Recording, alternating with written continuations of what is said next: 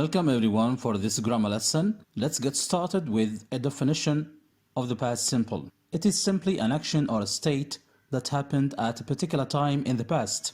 It began and ended in the past. In other words, any event that happened before now is considered past and completed.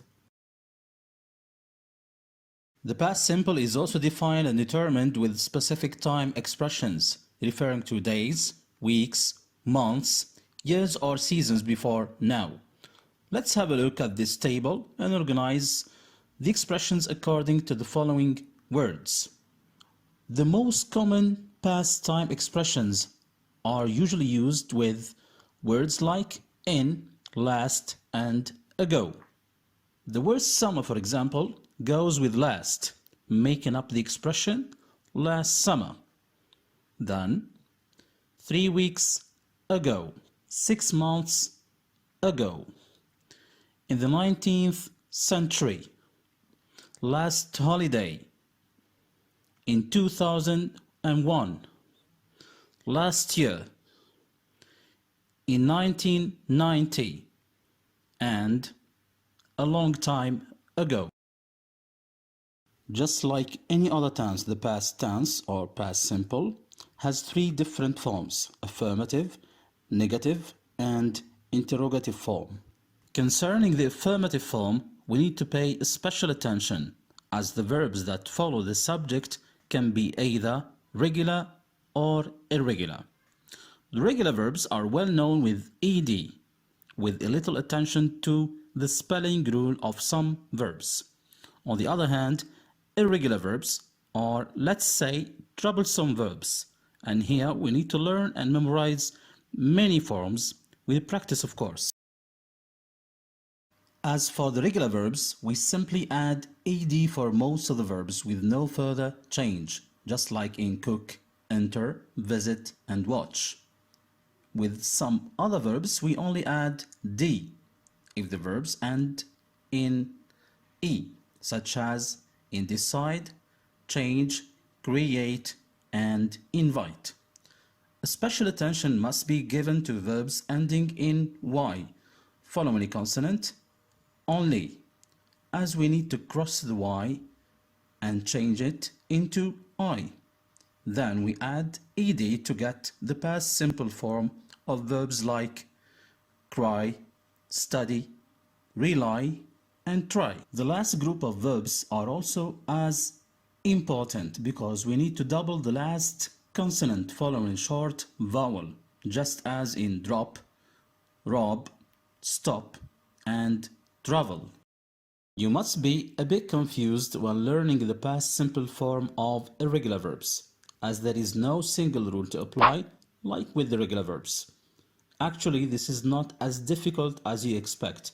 We have come up with some tricks to learn them easily and quickly. Let's find this out together. With quite a number of verbs, we need to change one vowel in order to make the past simple form. As for the past simple, here it can be somehow predictable. If you look at the past form, the O can be changed into A or E, like in come and know. The I can be changed into O or A, as in drive, ring, drink, swim, write, and give. Regarding the vowel A can be changed into E, just like in fall. However, the U in run is changed into A. With another group of irregular verbs, we need only to change one consonant with another one to get the past simple. Here we can mention verbs such as build, land, sand, spend. As you can see, the D has become T, and the past form of the verbs becomes built, lent, sent, and spent. With some other verbs, however, we have to omit or delete one vowel to make the infinitive into a past form, like in feed, lead, meet, choose, shoot. Here we can notice the resulting change in pronunciation for the 5 verbs, and they become fed, led, met, chose, and shot. We can also learn and memorize the past simple of some verbs according to the sound they produce when we pronounce them. This group include verbs like bring, buy, catch, fight, teach, and think. Their past simple form, as you can see, is very similar in terms of pronunciation. Brought, bought, caught, fought, taught, thought. Now I'd like you to have a look at other verbs with similar past form sounds. As for keep, leave, sleep, they become kept, left, slept. But for break, speak, steal, they become broke, spoke, stole. As simple as that. One last group of verbs to finish up with. These verbs never change in the past simple form, which means the past form and the infinitive are one and the same.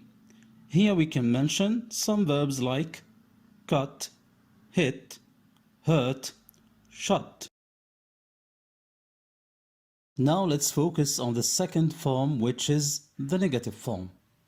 The rule here is quite simple and applies to all types of verbs. Regular or irregular verb, the rule is the same. Here the structure is any subject, pronoun or a noun plus did not or the short form didn't and the base form of the verb or the infinitive. This rule again is the same for all verbs except verb to be. Now I'd like you to pay attention to the following examples and notice how we make the negative form out of an affirmative sentence.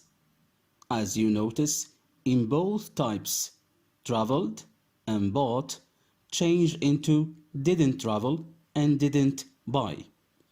Please don't use ed form or any other irregular past form after didn't.